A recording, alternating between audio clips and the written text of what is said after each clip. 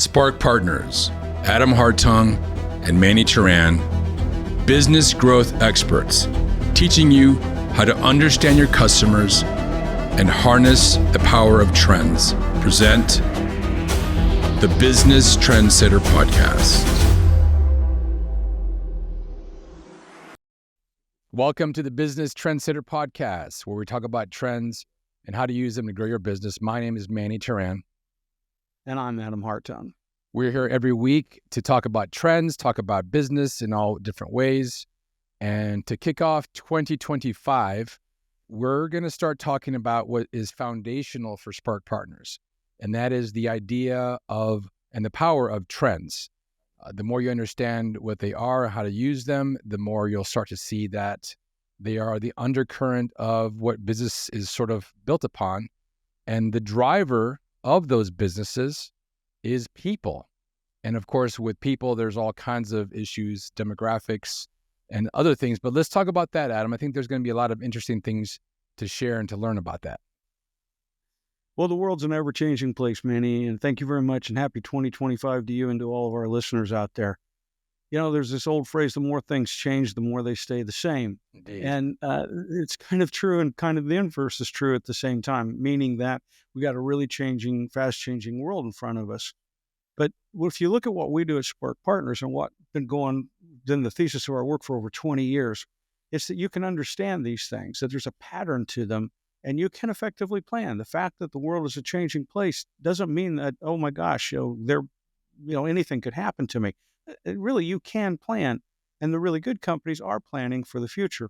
And if we go and take a look at things on a timeline, we can go back and say that when I started doing my research in the 90s, I was telling stories about Kodak, right? And you'd say, how in the world could Kodak invent digital imaging and now basically a dead company? You know, even though every single phone's got digital imaging on it, obviously, usually starting with technology they got nothing out of the game. How could you blow it? There was a time when there was a Xerox machine on every office had a Xerox machine. You don't see that anymore either, right? Because of desktop publishing, and now basically it's email. I used to eat Wonder Bread, but Hostess Baking is gone, right? And we used to shop at Sears and Kmart, and that's gone too. So you look backwards and you can say, oh my gosh, those companies died, but they're born a new era, right? Well, Research in Motion, they had everything going for them, right? There was once this thing called a BlackBerry. We called it a Crackberry, and everybody had one of those handheld devices. Then you don't see them at all anymore. And, they disappeared.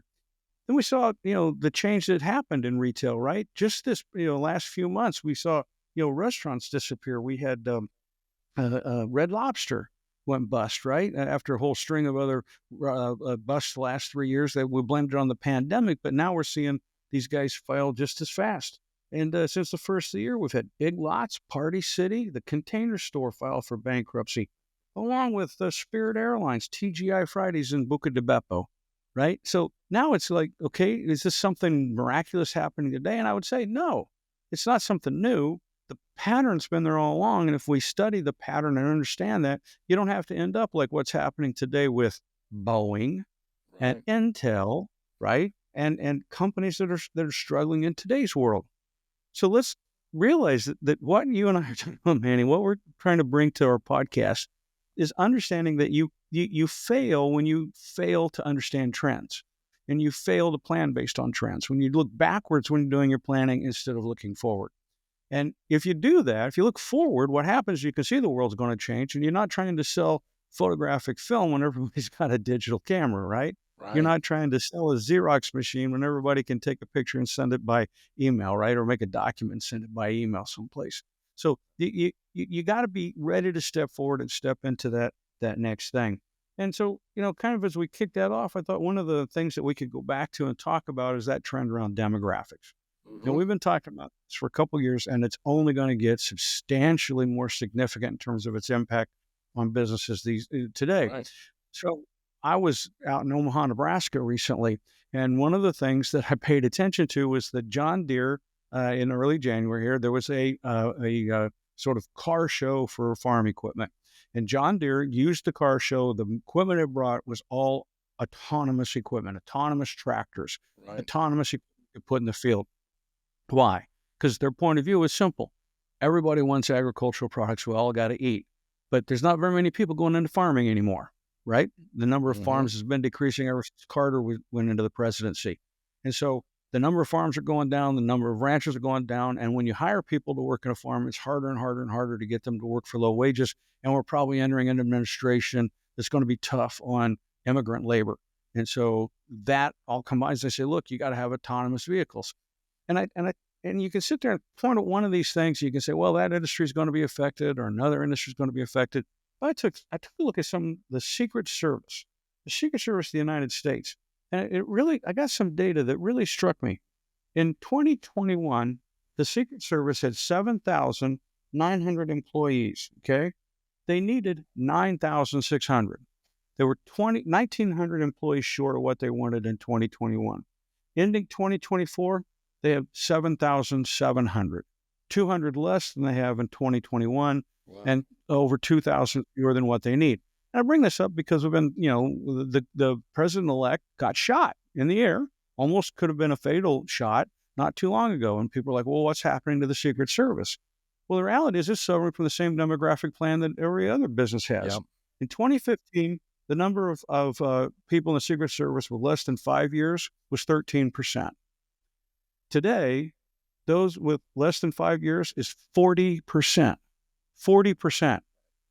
4 out of 10 of the people in the Secret Service have been in the service less than 5 years.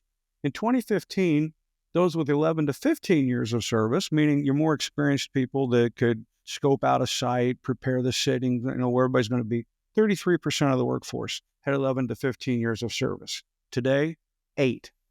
Wow, 8%. That's remarkable. Yeah, it's remarkable. People are aging out. Yeah, so and the fact that it's Secret Service, I mean, if you could think about that, if people are having a hard time filling jobs at their construction site or at a farm, I mean, you would think that Secret Service would bring in the top and the brightest, right? In droves. Yeah, it's right up there at the top in terms of if you want to be in that field, police work. There's local police, there's, bureaus of investigation at the states, there's the FBI. The Secret Service is a very reputable, respectable organization that people really admire and want to, they can, when they're recruiting, they're the Amazon, right? Showing up at the recruiting department, trying to get people to come into to work for them. And they are struggling immensely. Okay. So here's something that's not part of business. And you look at the problems they have, and then you turn around and say, well, no wonder we have problems in business. We got problems because the demographics are just against us all the way around. And it's not going to get any better in the short term. No. So for the next 4 years, you can expect that. I mean, maybe the president-elect won't do everything he said he was going to do in terms of deportations, but the reality is it's just shutting off the spigot, not letting people in, and then starting to increase the number of people that go out is going to make it really tough. We're experiencing now these wildfires in Southern California. We know at least 12,000 homes are burned. What we know is there's a lot of replacement that's having to happen. Go to Florida with the hurricanes, right? Look at the demographic problems in the South with all the tornadoes. Now look at the fires that are happening in Southern California, and you start saying that needs a lot of carpenters, needs a lot of plumbers, drywallers, roofers, and we aren't going to put those houses up as fast as we used to. We already have a housing shortage in the United States. And the reality is if you're planning to go build those houses as stick frame construction using 2x4s, you can forget it. Not going to happen. So let's start thinking again. If you're in city planning, what are you going to do to get those houses, to get those people out of living in RVs or wherever they're finding a place to find shelter now that they've lost so many homes? How do we get them out of those places somewhere temporary? And then how do we get something permanent in place? And if you're in the construction business and you're saying, oh, this looks like something's going to happen. It's going to be a good marketplace for me. The reality is not if you don't have people that can get the job done. Yep. So you have to start looking at these alternative technologies. How can we try to provide housing for all of these people? And it's, truck drivers, how are you going to get products from A to B? You're not going to be able to hire the truck drivers that you formerly hired. I don't care what business you're in. You're in the restaurant business, you're going to struggle to get cooks, waiters, waitresses, and people to clean the tables. It doesn't matter what you do. You're not going to have enough people. I've had about 3 or 4 experiences over the past year where I've gone into a restaurant and they have a sign that says they have reduced hours because of a labor shortage. So normally they might be open from breakfast to dinner. Now they're only open for dinner or maybe for lunch and dinner. And it's primarily because there's not enough people to actually be the waiters, be the cooks. And, certainly there's technology out there that can add to that, but there's a lead lag situation here. And I think we just need a lot of high quality people to do the work, because right now it's definitely being felt across the board. You mentioned construction. A buddy of mine had a roofing company a number of years ago. He had an 18-month backlog, and the reason why he couldn't find qualified roofers. It's insane. Yeah. Again, I think people need to realize that there's a lot of bias built into the boomer generation.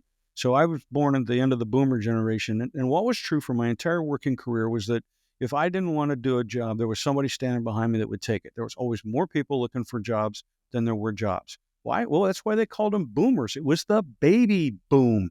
Post-World War II had a lot of babies, and all those babies got into the workplace.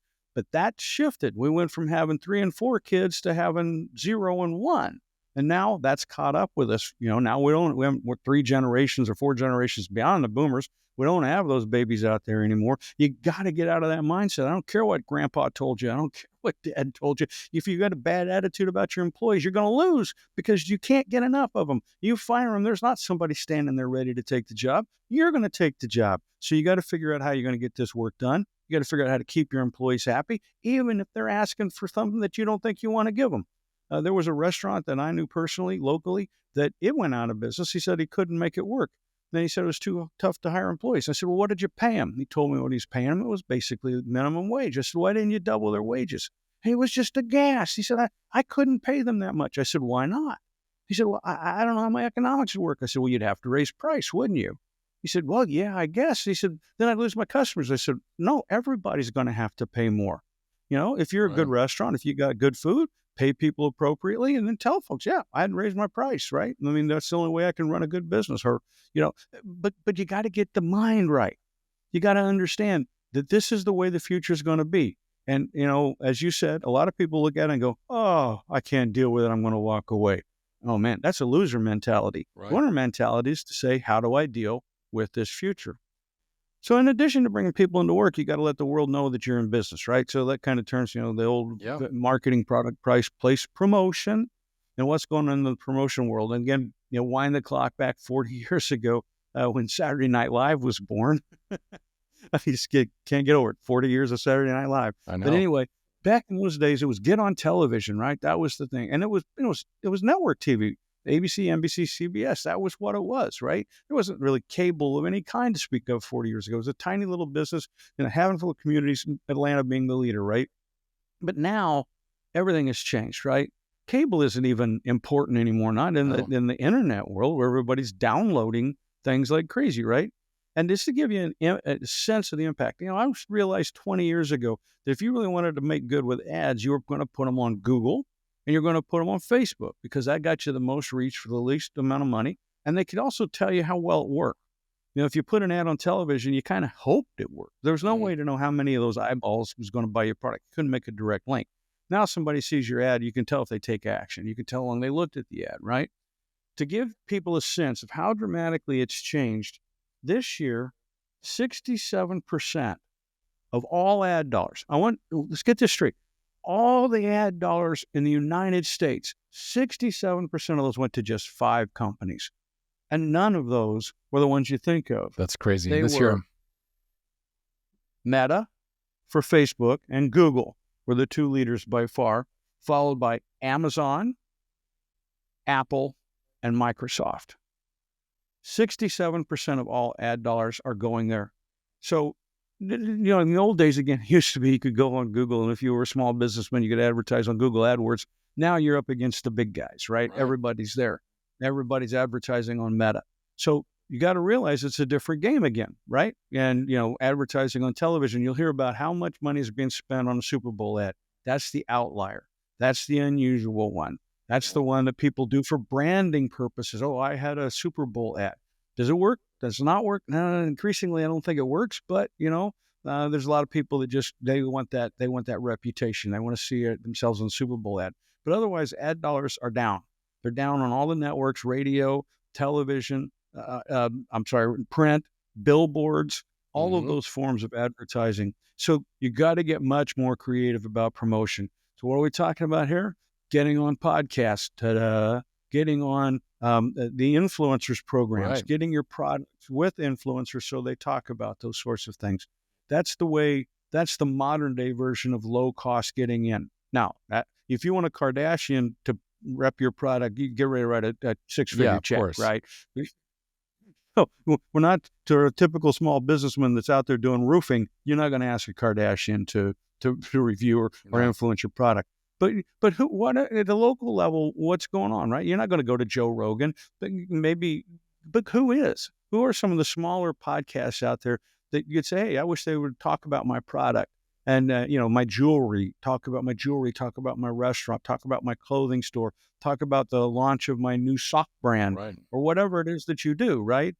You got to go out there and really work those people and say, hey, I want you to promote my product. And, if you've got a podcast and you're an influencer and you're reaching 8,000, 9,000 people, what does it take to get you to try my product, see if you like my product, Yeah. to rate my product, review my product?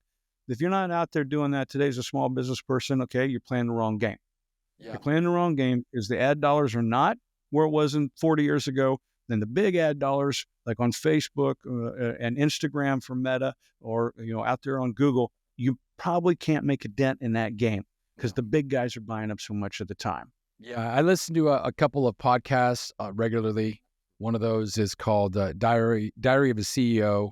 Another one is The Skinny Confidential. Another one is one by Andrew Huberman. And each of those have a pretty solid advertising base. And it's a little bit old school. If you remember, dial the clock back, where you had these TV shows where they talk about the product in the middle of the show. Same thing. The guy that runs the Diary of a CEO says, well, I use this in this particular way, and I like it because of this. Or Andrew Huberman talks about some new sunglasses that came out called Roku that are blocking UV rays. So it's kind of an interesting, kind of old school way of advertising back when they used to have the product promotion inside of the show, even before my time, probably closer to your time, Adam. Yeah, we used to call those product placements, and you paid for them. One famous one was when Sylvester Stallone, playing Rocky, reaches into his refrigerator and pulled out a Dr. Pepper. In those days, if you lived in Texas or someplace around Texas, you knew what Dr. Pepper was. But if you lived in the Northeast, if you lived in Philadelphia, where that movie was set, you didn't know Dr. Pepper.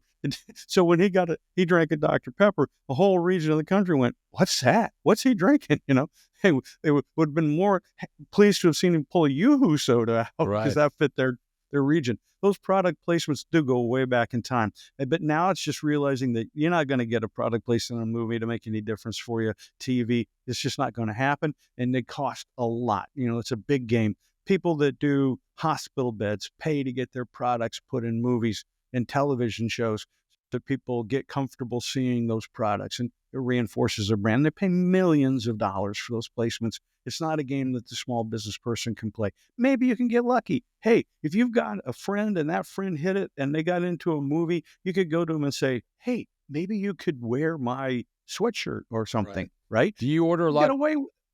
Do you order a lot from Amazon? I do. I shop probably 67% of my dollars or more are spent online. Yeah. And so I was noticing over the past couple of months, one of the things that Amazon is doing is they're offering a bit of an influencer channel, if you will. So there's a channel you can go to, and it has people that are talking about, hey, I bought this dress, I bought this tie, I bought these shoes. And it says right on top, Adam Hartung is a paid sponsor, or getting commission off of these products. So it's even Amazon is getting into the influencer game. Yeah.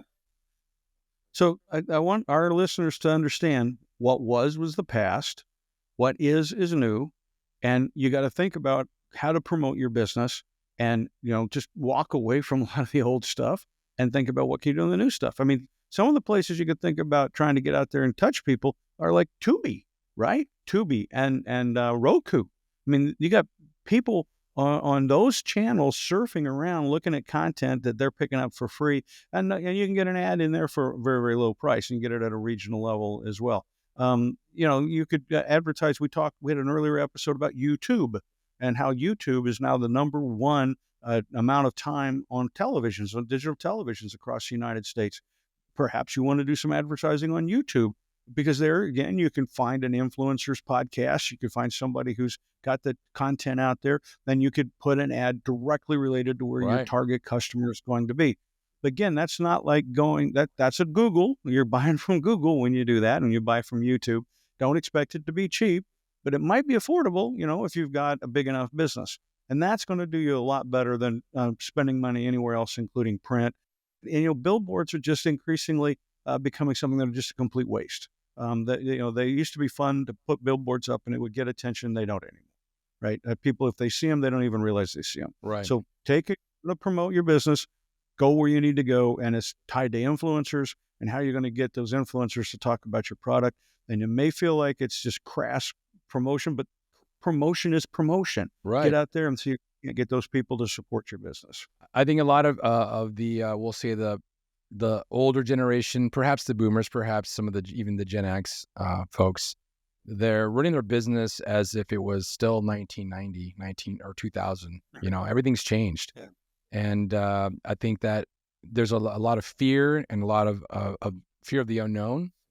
So there's lots of consultants out there, there's groups, there's a lot of gig workers that are experts in online marketing and that actually can see the way to get your product to the door. That's the thing about us as well, Adam, is we do the same thing for helping you to understand where your product or service fits in the landscape of trends, how these things are going to be played through. We've talked to a lot of clients out there that have had a lot of success by really understanding trends and sometimes making small shifts so that they have a big impact rather than being stuck in the old mindset. Yep. So I think the next area that we want to spend a little time on is talking about food, because we already talked about how, Buca di Beppo went to filed bankruptcy, TGI Fridays, a lot of restaurants hurting and going bankrupt, going out of business, right? So what's been happening? And you were bringing up McDonald's to me, Manny. Yep. So McDonald's, if we look at it, their restaurants, the number of restaurants in the United States peaked in 2014, right? So they had about 14,300 restaurants in 2014, 11 years ago.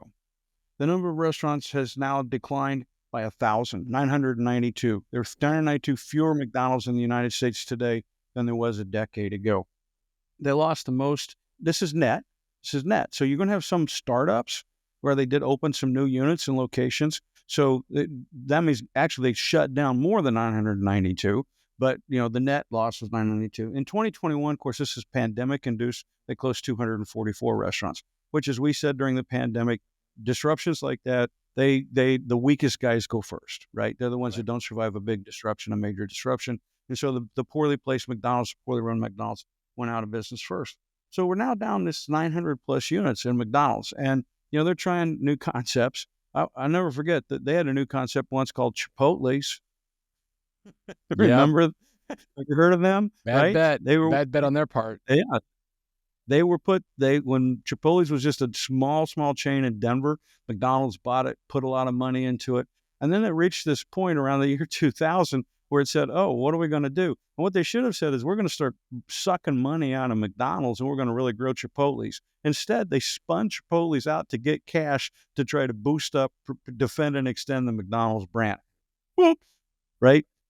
To do more of the old, more of the past, trying to save the past just never works. You got to go ahead. You got to go forward. And so now, these many years later, McDonald's is struggling. They're not doing well. And so that's the trend. Look out there. I mean, there's a reason that these places are going out of business, right? I mean, I don't know the last time I was in a Buca di Beppo. I don't know the last time I was in a You hear about the McDonald's, the cosmic thing they're doing? Really? They're doing something new? They're trying something new, believe it or not. So it's called Cosmic McDonald's, and that's spelled COSMC, like McDonald's. And it's to enter into the quote-unquote afternoon beverage pick-me-up occasion. So they're going to be offering things like iced turmeric spice lattes, tropical spice aids, and pretzel bites. We'll see where that goes. Okay. And how many of these units do they have out there? I think they just launched it, so very few. They only have 3 right now, so I think they're just trying something out. Well, actually, I don't even think it's going to be interesting. I wanted to say it'll be interesting, but I don't think it will be interesting. I mean, if you think about where I'm going to go get an afternoon pick-me-up drink, Starbucks already dominates that, right? Yeah, exactly. I think Starbucks I don't have the data in front of me right here, but they've got to be selling almost as many iced drinks as they sell hot drinks these days. Oh, at least, yeah, of course. Every time I look around and I'm seeing all these cups, I'm seeing more plastic ones than I'm seeing paper ones, right? So they're selling a lot of ice drinks. The tropical fruit smoothies is a big business, and we see those guys out there, the smoothie business guys. They're out there. It's already this afternoon. I want to go get a beverage kind of thing, a non-alcoholic beverage. That's not a new concept. And there's people out there that have gone into that, from a big base business like Starbucks does with coffee, or another part of their business, maybe then at later afternoon get together in the happy hour type crowds. So it's kind of like, this is the problem I always have with McDonald's. Their idea of a new idea is something 10 years old that they somehow think that they can do well just because they're McDonald's. Right. And that doesn't work for them, Yeah. It hasn't for them at all. But what is interesting is that, things are changing pretty dramatically in terms of there are people succeeding now selling fast food, and the biggest places are gas stations. You and I have talked a lot about how the number of gas stations is going to decline. And I have to say, anytime I'm doing my talks, I'm in front of audiences, I'm telling them, there's going to be a lot of inexpensive real estate out there because we're just not going to need all those gas station locations. Fuel economies are going up in terms of cars. The number of EV sales are going up. These trends are not going to stop. Doesn't matter what the incoming administration says. If we take a look at where money has been invested over the last 10 years, we have all kinds of money been pouring into EV production from all the manufacturers, right. Japanese, Chinese, European, and U.S. Nobody's put any money into an internal combustion engine car, which is the braking system, the engine system, and the transmission system. There's been no money there. Over Christmas, I had the opportunity to interview a mechanic in Boston who works on large trucks. He was telling me that in the large truck world, there's nothing new's happened for 7 years.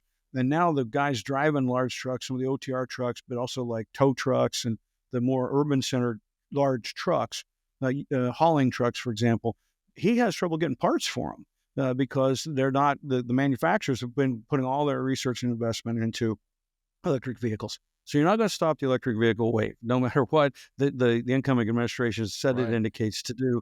That's continuing to roll forward, and people aren't buying as much gasoline. And so what has happened is some of the more innovative of those guys have looked back and said, what's our value proposition? Something, oh my gosh, Adam and Manny Revelation. talked about that. And they've said, we're not a gas station, we're a convenience store. Now, we've used that term convenience store for 20 plus years, right? 7-Eleven was a convenience store. What's a convenience store? Well, it's giving you what you want conveniently.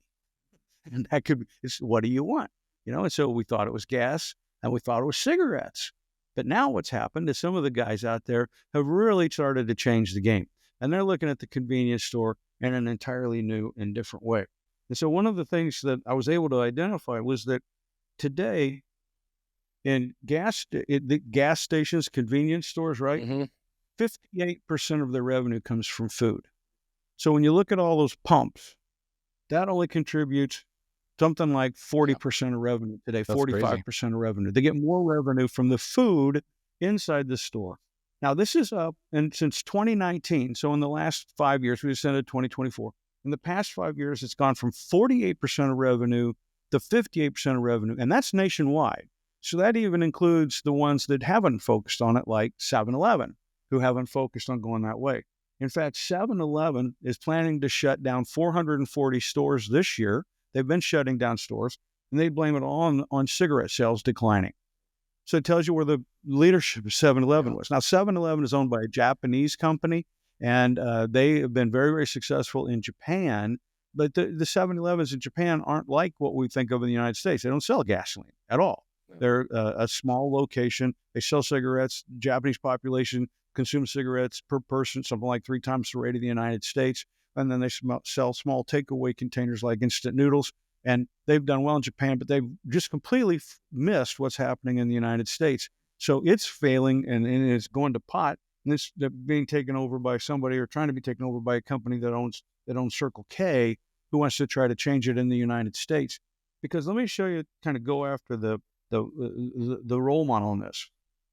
Gasoline consumption in the United States is about 8.9 million barrels a day. That's how much gasoline we consume.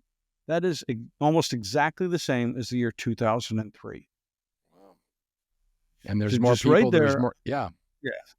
I don't care if you watch the Landman serial that you can download from, I think it's Apple TV or Amazon, and you're all into oil and gas, or you live in Texas, or you live in Oklahoma or Louisiana, or if you live in one of the oil patches. The reality is demand for gasoline is not going to go up, right? It's only going to go down. Casey's is a convenience chain that's primarily on interstate highways. I don't think they're nationwide. I've heard of them. It's okay, but they're big chain. Lots of stops. People trucks pull in and fill up, and people stop for gasoline on the interstate. Give you a little statistic. In Q2 of 2024, they sold $620 million in food. This one convenience store chain. $620 million in food. That was $200 million more than Domino's Pizza sold in the same quarter. Everybody knows That's Domino's crazy. Pizza. Yeah, and they're not even nationwide. I mean, Casey's, I think it's more in the Southeast, isn't it? I didn't bother to try to get a plot of their stores. I've seen them. The reality is, you just got to sit here and realize these guys are getting big. There's one of these I was reading about. This is just, an anecdotal story, but the convenience store is the size of a football field. And they're actually bringing people in. They have big buffets and they're serving people all kinds of food. It's kind of like, wow, okay. And they're growing. So at the same time that TGI Fridays is going out of business, right? Red Lobster's going out of business. Here, these guys are growing. And that just says, what it's doing is identifying the trend. It's saying, okay, people out there on the road are wanting something to eat. And what are they doing? They're coming to them with a product and a price point that is working, right? They're hitting the marketplace where people want to buy more stuff. And that's what we always say. Look at your customers. Look at what they need. Maybe you sold them gasoline and cigarettes in the past, but that's not what they're buying now. No. What do they need now? If they're going to come in and charge up an EV, that's going to be a 20, 30-minute experience, maybe longer. What are they going to do when they spend the time? If you can have them say, between 6 in the morning and 6 in the evening, a lot of people will schedule it to get some food, have their breakfast, lunch, brunch, dinner, whatever, so they'll spend their time charging their EV at your location. Or they're sitting there saying, why do I want to go spend money at another location? What do I get for my $10 or $15 if I spend it? How well is that going to go? If they can get a better deal right here on the side of the highway, a lot of people are saying, given the way the inflation went last few years, I'm up for saving a few bucks. I'd like to be there. So if you listen to your customer, the point of our podcast today is it's not all doom and gloom. The trends are out there. And if you look at the past, you're going to end up with the failures. You got to look and say, okay, where are these trends headed? What's going to happen in the future? What does my customer need? And how do I lean in to giving the customer what they need rather than trying to act like McDonald's and defend and extend the business that I've always had? Very well said, Adam. Yeah, there's a lot to unpack in this podcast. And we're happy to report that we're going to be doing lots of these podcasts on a weekly basis. We're also going to be doing a handful of webinars where there'll be an opportunity for you to actually join the conversation. We did one of these a couple of years ago, and it was very successful. We're going to do another one or two this year as well. And then I'm doing a small mini series, the Innovator Series, where we're talking to some business owners and entrepreneurs. So really excited for 2025, Adam. And with that, we'll log out for today. Thank you, Manny. Thank you. Cheers.